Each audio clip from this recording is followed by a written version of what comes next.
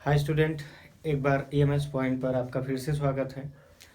ये वीडियो पिछली वीडियो के बाद हमने बताया था कि एक भौतिक विज्ञान में कंपटीशन से जुड़ा वीडियो बनाया जाएगा। और कंपटीशन का मतलब ऐसा नहीं कि हम टोटल वही बनाने जा रहे हैं, लेकिन इसमें कुछ मौलिक चीज़ें हैं, मूल चीज़ें हैं जो अक्सर काम आती हैं।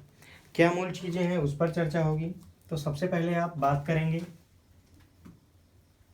भौतिक विज्ञान की, फिजिक्स, भौतिक विज्ञान। ठीक है, तो भौतिक विज्ञान में कहीं ना कहीं अगर बात करें ये है क्या, तो अक्सर देखा होगा आपने भौतिक में बहुत सारी चीज़ें आप लर्न करते हो। लेकिन मैं बात करूं अगर भौतिक में क्या क्या होता है, तो द्रव्य और ऊर्जा का, ध्यान से समझना, द्रव्य और ऊर्जा का पारस्परिक संबंध हम इससे ज्ञात करते हैं या इस शाखा में अध्ययन करते हैं।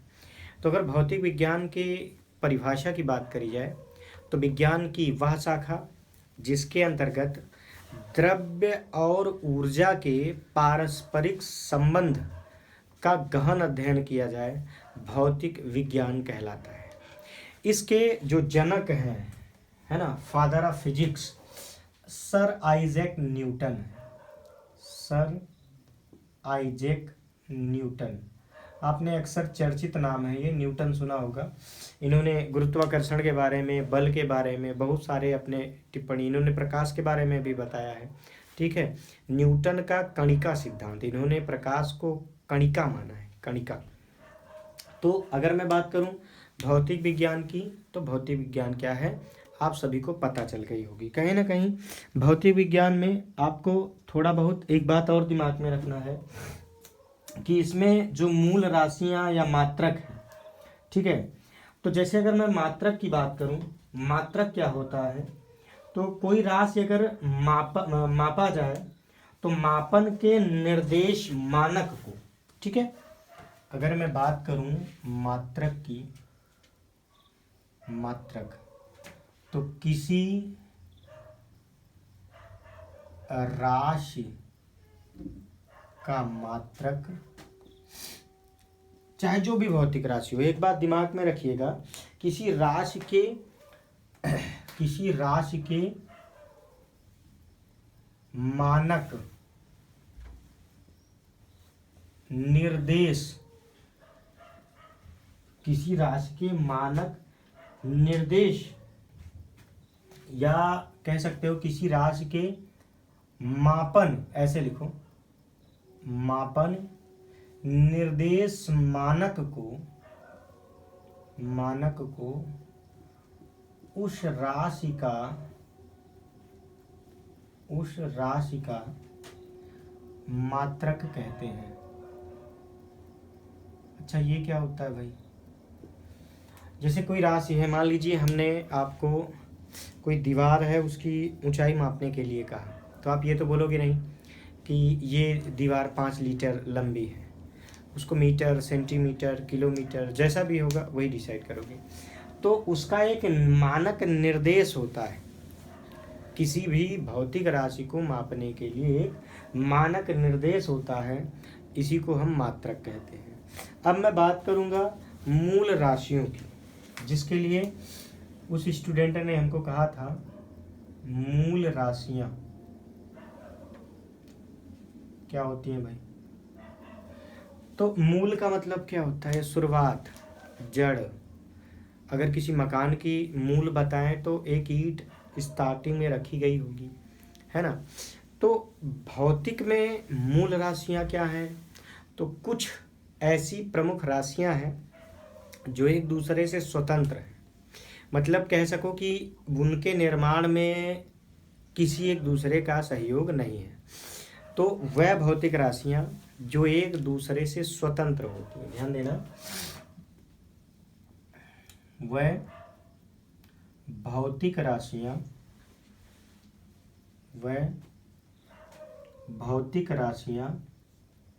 जो एक दूसरे से स्वतंत्र, का मतलब ये होता है कि इनका निर्माण आपस में ये नहीं है कि एक दूसरे के सहयोग से हो, जो एक दूसरे से स्वतंत्र होती हैं मूल राशियां कहलाती हैं। कौन सी राशियां कहलाती हैं? मूल राशियां या मौलिक राशियां कहलाती हैं। ये 7 होती हैं। कौन कौन सी? लंबाई, समय, द्रव्यमान, ताप, विद्युत धारा, ज्योति तीव्रता और पदार्थ की आणविक मात्रा। फिर इसके साथ साथ आता है मूल मात्रक।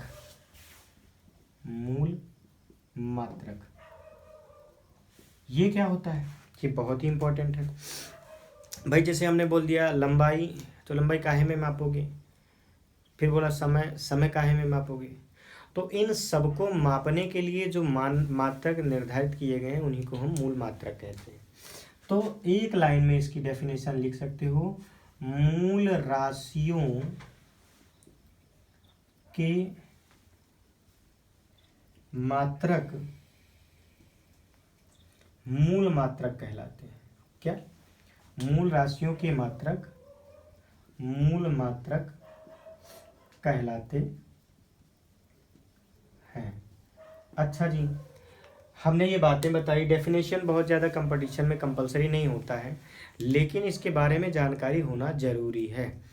अब ये 7 राशियां और 7 मात्रक की हम लिस्ट बनाएंगे, लेकिन इसके साथ साथ आपको एक बात जाननी बहुत ज़रूरी है। जैसे हमने डिसाइड किया कि हमको अभी कंपटीशन की तैयारी करनी है और मन में सोच लिया, कुछ दोस्त मिल गए, उनसे शेयर किया, भैया अब हम तो IAS PCS की तैयारी करेंगे या लेखपाल की तैयारी करेंगे।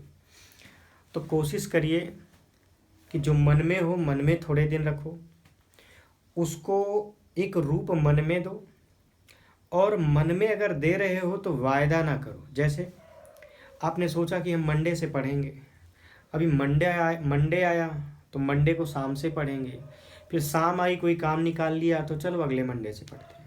भाई अगर आपने मंडे सोच लिया तो संडे को पूरा कॉन्सेप्ट आपका एकदम रेडी हो। मंडे को ये दिमाग, संडे को रेडी करके मंडे को दिमाग में ना आए कि मुझे और वादा करना है, पहला। दूसरा, रिजल्ट्स आर रिवार्डेड, परिणाम सम्मानित होते हैं। किसी भी क्षेत्र में परिणाम सम्मानित होते हैं। आप क्या कर रहे हो कोई नहीं जानता।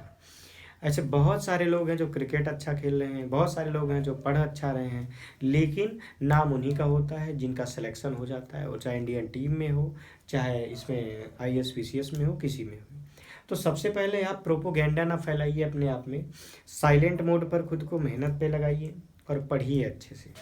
अब मैं चार्ट बनाने जा रहा हूँ, इसको थोड़ा सा गंभीरता से लीजिएगा। मूल राशियां और इनके मूल मात्रक, मूल राशियां और इनके मूल मात्रक। तो पहली मूल राशि है लंबाई, ठीक है। द्रव्यमान,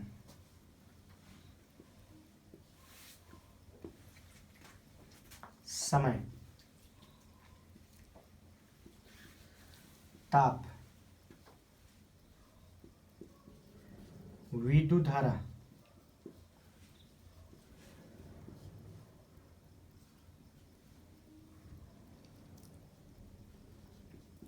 ज्योति तीव्रता, ज्योति तीव्रता, और 7वां है पदार्थ की आणविक मात्रा। ये 7 मूल राशियां आपको याद होनी चाहिए। अगर आप साइंस जरा सा भी छुए हैं का मतलब अगर भाई हाई स्कूल पास हुए हैं, इंटर पास हुए हैं, तो डेफिनेटली आपने ये यात्रा करी होगी। और इस यात्रा में अगर ये 7 आपको नहीं याद है तो कहीं ना कहीं आप अपने आप को गलत कर रहे हैं। दूसरा, अगर आप पढ़ाई से ही जुड़े हैं, कंपटीशन की तैयारी कर रहे हैं, तो ज़रूर इसको पढ़िएगा। तो ये मूल राशियाँ हैं। आपको पता होगा जो लंबाई है वो मीटर में मापी जाती है, यानी इसका मूल मात्रक मीटर है। द्रव्यमान का जो है किलोग्राम है, किलोग्राम। समय को हम सेकंड में मापते हैं। ताप को हम जो है केल्विन में मापते हैं। विद्युत धारा को हम एम्पियर में मापते हैं।